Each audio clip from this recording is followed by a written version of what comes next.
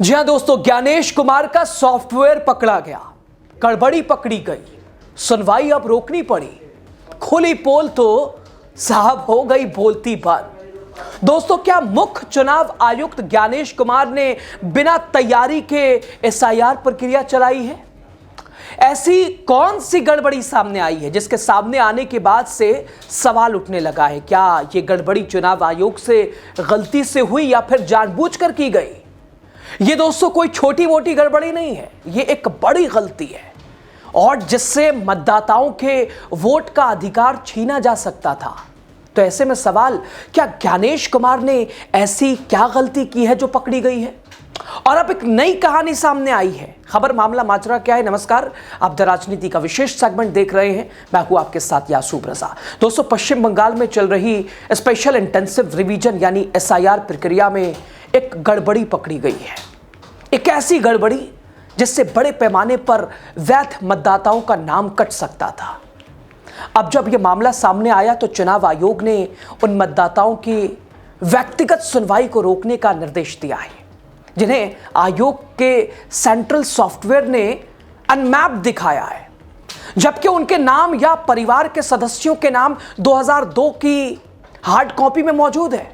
Unmapped उन मतदाताओं को माना गया है जिनका नाम 2002 की मतदाता सूची में नहीं है और मौजूदा सुनवाई प्रक्रिया में उनका नाम जोड़ने का एक मौका दिया जा रहा है। बहरहाल, सुनवाई में ये रोक सिर्फ सॉफ्टवेयर से नोटिस भेजे गए मामलों पर लागू है। इसके अलावा ईआरओ की ओर से मौके पर जाकर की गई जांच के बाद भेजे गए नोटिस वाले मामले नहीं है। दोस्तों, ये फैसला तब आया जब सुनवाई शुरू होने के ठीक बाद तकनीकी समस्या सामने आई है। राज्य के मुख्य चुनाव अधिकारी यानी सीईओ कार्यालय ने सभी जिला चुनाव अधिकारियों को पत्र लिखकर कहा कि ऐसे मतदाताओं को सुनवाई के लिए नहीं बुलाया जाए, भले ही सिस्टम से नोटिस जारी हो गए हो। चुनाव आयोग ने 27 अक्टूबर 2025 को 12 राज्यों में एसआईआर शुरू की थी। पश्चिम बंगाल में आखिरी बार ऐसा गहन संशोधन पुनरीक्षण 2002 में हुआ था। नियम के अनुसार सभी मौजूदा मतदाताओं को फॉर्म भरकर खुद को या परिवार के किसी सदस्य को 2002 की मतदाता सूची से जोड़ना यानी मैप करना था। जो ऐसा नहीं कर पाए उन्हें अनमैप माना गया। 16 दिसंबर को ड्राफ्ट मतदाता सूची जारी हुई, जिसमें मृत, स्थानांतरित या फिर अनुपस्थित होने के कारण करीब 58 लाख नाम हटा दिए गए। इसके अलावा सॉफ्टवेयर ने लगभग 31-32 लाख मतदाताओं को अनमैप्ड के रूप में माना है और उन्हें व्यक्तिगत सुनवाई के लिए नोटिस भेजे हैं। सुनवाई 27 दिसंबर से शुरू हुई है। सुनवाई में ऐसे लोग भी पहुंचे जिन्हें सॉफ्टवेयर ने अनमैप मानकर नोटिस भेज दिया है, जबकि हार्ड कॉपी यानी कागज वाली मतदाता सूची में उनका या उनके परिवार के लोगों का नाम था। चुनाव आयोग ने इसे तकनीकी गड़बड़ी माना है दोस्तों, लेकिन यह तकनीकी गड़बड़ी हुई क्यों? जब आप इतने बड़े पैमाने पर कोई अभियान चलाते हैं तो तुक्के पर तो नहीं चलाते हैं साहब कि अरे चलो कर देंगे, जो होगा देखा जाएगा। इसके लिए तैयारियां की जाती हैं, प्रिपरेशन करना होता है, प्लान तैयार होता है। वैसे भी मुख्य चुनाव आयुक्त ज्ञानेश कुमार ने यह दावा किया था कि एसआईआर अभियान कराने के लिए उनकी ओर से पूरी तैयारी है। बड़े बड़े दावे, ऐसी तैयारी के जिसमें वैध मतदाताओं के नाम कट सकता था। बताइए, इस तरह की एसआईआर इस तरह कराया जा रहा है। दोस्तों, द इंडियन एक्सप्रेस की रिपोर्ट के अनुसार मुख्य चुनाव अधिकारी कार्यालय के अनुसार समस्या 2002 की मतदाता सूची की पीडीएफ फाइल को पूरी तरह प्लेन टेक्स्ट फॉर्मेट में बदलने में हुई है। इसमें बूथ लेवल ऑफिसर यानी बीएलओ वाली ऐप में कई मतदाताओं का लिंक एक तरह से जुड़ा पाया गया है, लेकिन जब मौके पर जाकर अधिकारियों ने 2002 की कागजी कॉपी चेक की तो पाया कि कई मतदाता, ये उनके परिवार के लोग इस सूची में मौजूद है। यानी अतिरिक्त मुख्य चुनाव अधिकारी के पत्र में अब कहा गया है कि ऐसे मामलों में नोटिस जारी ना किया जाए। इसने कहा है कि इसने चुनाव आयोग से आग्रह किया है कि बीएलओ, ईआरओ और इसके अलावा अतिरिक्त ईआरओ को 2002 की हार्ड कॉपी को अपलोड करने को जो है वो दिया जाए, ताकि मतदाताओं को एक तरह से ठीक से मैप किया जा सके। बीएलओ को मतदाताओं से मिलकर फोटो भी लेनी है। अगर बाद में कोई गड़बड़ी मिले या शिकायत आए तो फिर सुनवाई बुलाई जा सकती है। सॉफ्टवेयर से नोटिस भेजने की प्रक्रिया पर सत्तारूढ़ टीएमसी ने कड़ी आपत्ति जताई है। 2 दिन पहले ही टीएमसी ने ज्ञापन सौंपकर सिस्टम जनरेटेड नोटिस का विरोध किया है। पार्टी का कहना है कि यह प्रक्रिया मतदाताओं को परेशान कर रही है, खासकर बुजुर्गों और दिव्यांगों को। दोस्तों, टीएमसी सांसद काकोली घोष दस्तीदार ने आरोप लगाया कि उनकी मां, बहन और बेटी को भी नोटिस भेज दिया गया है। इससे पहले राज्य के अधिकारियों की एक एसोसिएशन ने भी 24 दिसंबर को पत्र लिखकर कहा था कि सेंट्रल सिस्टम से बड़े पैमाने पर नाम हटाने से स्थानीय इलेक्टोरल रजिस्ट्रेशन ऑफिसर यानी ईआरओ की कानूनी भूमिका कम हो रही है। कानून के अनुसार सिर्फ ईआरओ ही मतदाताओं की योग्यता पर सवाल उठा सकता है और नोटिस जारी कर सकता है। अनमैप्ड के अलावा दूसरे मामलों में सुनवाई प्रक्रिया जारी है।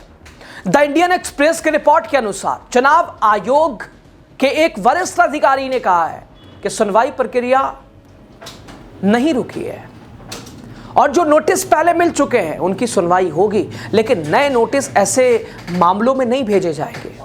अब दोस्तों, लाखों मतदाताओं को राहत मिलने की उम्मीद है, लेकिन दोस्तों इस प्रकरण के सामने आने के बाद चुनाव आयोग की कार्यशैली सामने आ गई है। वो किस तरह से एसआईआर करा रहा है, ये उसका जीता जागता सबूत है। सोचिए, अगर लोगों की ओर से इस ओर ध्यान नहीं दिलाया जाता तो क्या चुनाव आयोग का इधर ध्यान जाता? नहीं जाता। वो तो बस जैसे तैसे एसआईआर कराने में लगा हुआ है। भले ही उनके इस ऐसे तैसे जैसे यानी जनता को मिले वोट का अधिकारी उससे छीनी क्यों ना जाए, क्या फर्क पड़ता है? दोस्तों, एसआईआर प्रक्रिया वही है जिसे सर्वोच्च न्यायालय ने यहां तक कह दिया था कि पूरी प्रक्रिया ही रद्द कर देंगे अगर खामी गलती हुई तो। अब आप देख लीजिए बिहार में क्या हाल हुआ, पश्चिम बंगाली 12 राज्यों में हो रहे हैं एसआईआर। उत्तर प्रदेश का क्या हाल है, बाबा जी को पहले ही खबर लग जाती है किसके वोट कटेंगे, किसके नहीं कटेंगे, किसके काटने हैं, किसके नहीं काटने हैं। उधर अखिलेश के सामने जो 2024 चुनाव हारे थे वो भी साहब उन्हें आज तक हजम नहीं हो पाई और वो क्या वजह मान रहे हैं, सरकार आपकी, और सारा ठिकरा फोड़ रहे हैं कि वो अवैध वोट। और सबसे बड़ी बात, 24 में ये सब वैध था जब लोकसभा चुनाव हुआ, और जब 2000 अब चुनाव विधानसभा वाले हो रहे हैं तो ये सब अवैध हो गया। तो ऐसे में चुनाव आयोग की ये पूरी प्रक्रिया, कार्यशैली, गैर जिम्मेदाराना व्यवहार, गैर जिम्मेदाराना रवैया ये सवाल खड़े करता है। और एक बार फिर पश्चिम बंगाल में ये गड़बड़ी खुलकर सामने आई है और लोग अगर जागरूक नहीं होते, विपक्ष अगर एक्टिव नहीं होता तो ज्ञानेश कुमार का खेला ऐसे ही चलता। वो तो कहिए समय रहते लोगों को भनक लग गई और एक मिशन कहिए या एक बड़ा जो कोशिश थी वो फ्लॉप हुई है। और दोस्तों, इसमें सबसे महत्वपूर्ण ये भी कि जहां चुनाव आयोग की ओर से कहा गया कि अब ये जो तमाम प्रक्रिया है इसे रोक दी गई है, इसे रोक दिया गया है, लेकिन दूसरी तरफ जो लोगों की राय है, जो लोग ज़मीनी हकीकत बता रहे हैं, अभी भी वैसे ही जारी है। यानी गड़बड़ी मिलने के बाद भी चुनाव आयोग के दावे भले ही हैं कि नहीं अब ठीक किया जा रहा है या अब रोका जा रहा है, लेकिन दूसरी तरफ हालात जस के तस हैं वैसे ही हैं। तो ये साफ नज़र आ रहा है चुनाव आयोग का गैर जिम्मेदाराना रवैया, चोरी, एसआईआर के पीछे खेल और ज्ञानेश कुमार का ये सॉफ्टवेयर। अब आप देख लीजिए क्या चल रहा क्या नहीं चल रहा। जाहिर से बात है जब पोल खुली तो बोलती बंदी होगी, बात को डाइवर्ट करने की कोशिश ही होगी। क्या बोलें, कुछ समझ नहीं आ रहा। ज्ञानेश कुमार। खैर, बहरहाल एसआईआर प्रक्रिया का यह खेल, आपकी खबर पर राय ज़रूर बताइए। शुक्रिया। एक वोटर का एन्यूमरेशन फॉर्म आ जाएगा और उसका डिटेल्स बीएलओ अपडेट कर लेगा। There are 5-6 conditions in which you have to go and recheck again. For example, I'll read out the conditions. तो ये सब अभी इतना स्ट्रेंज है कि ये बीएलओ का काम, हाँ, जिसका भी सेल्फ मैपिंग है 2002 में भी 60 इयर्स था और उसका सेल्फ मैपिंग उधर भी हो रहा है, उसका रीचेक करना है। तो primarily map to grandparents in 2002 roll and are of the age 50 years or more as far as 2025 roll mapping हो गया। फिर यहाँ पे भी 50 years है। Such cases should also be verified. ये भी सेकेंड चेक है। All cases where the age gap between the claimed parent is more than 45 years or less than 18 years, that should be also checked thoroughly. तो ऐसे 5-6 checking वापस इन्होंने किए हैं, वो BLO के इसमें जा रहा है. तो ये अभी नया चीज़ जो BLO के हाथ में आ रहा है, इसको वापस क्या करना है, रीचेक करके क्या करना है, उसका भी क्लैरिटी नहीं है. The whole and sole of the matter is this whole SIR process on the fly जो बोलते हैं, मैंने आज रात सोच के कल सुबह कुछ कर रहे हैं. No instruction, no training, no nothing. और ये क्यों कर रहे हैं, इसका अभी भी कुछ देश के सामने कुछ रीजनिंग उन्होंने नहीं रखा. For example, I come from Tamil Nadu. Tamil Nadu में तो घुसपैठी का कुछ नहीं रहता. उधर हमारे जो भी डुप्लीकेट आता है वो शायद वो 2 वोट इधर भी काम कर, मैंने माइग्रेंट कहीं गया होगा, वैसे होना चाहिए. तो अगर मेरे वोटर लिस्ट में अगर कुछ को सही करना है, शायद एक डिटेल्ड ग्राउंड रिपोर्ट में ये कहाँ है, वो डोमिसाइल के बारे में ही वेरीफाई करना पड़ेगा. उस चीज को छोड़ के बाकी सब चीज जो भी आर्बिट्रेरली कर रहे हैं, इलेक्शन कमीशन हर दिन ऑन द फ्लाई नया नया इंस्ट्रक्शंस, नया नया this things, and in contradiction to what they said earlier. Because see, the rules are very clear. The idea of to find out whether a person is ordinary resident or not has to be done on the ground with a detailed verification by the BLO. This is the legal standing. Now, इसको अगर आप interpret करके लेके आएंगे या कुछ enumeration form collect करने से ही आप टिक करके जाएंगे, तो this is going to be a huge problem. And as I told you, ये जो अभी मैपिंग जो बोल रहा हूँ, इधर हमारा वोट इस वोटर लिस्ट में और पुराना 2004 वोटर लिस्ट में मैप जो जिसका नहीं हो रहा है, उसको अगर अभी ये नोटिस दे रहे हैं और वो नोटिस के लिए उनको उत्तर देना पड़ेगा. Imagine the poorest of the poor who are not getting mapped, many of them are not getting mapped.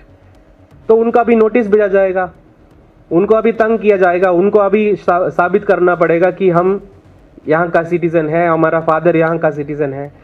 तो ये जो प्रोसेस है, it is completely against their own instructions, is the point that we are trying to make.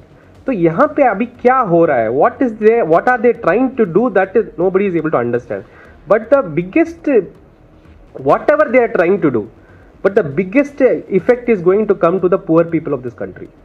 जो अनपढ़ है, जो जिसके पास voice नहीं है, जिसके पास ये नहीं है, वो पक्का उनका पूरा जो इस एंटायर SIR प्रोसेस से उनको जो ये पेन होने वाला है, I can not explain. Now this is what is happening. Now if you see the numbers, मैंने जस्ट देखा ये नंबर्स में, वेस्ट बंगाल में अभी आप लेंगे तो ये जो अनमैप्ड वोटर्स है, डिलीशंस है, that is amounting to 58.19 lakhs. और अनमैप्ड वोटर है जो यहाँ पे है, आज का SIR में है, पिछले इसमें नहीं है, या उनका फादर नहीं है, रिलेटिव नहीं है.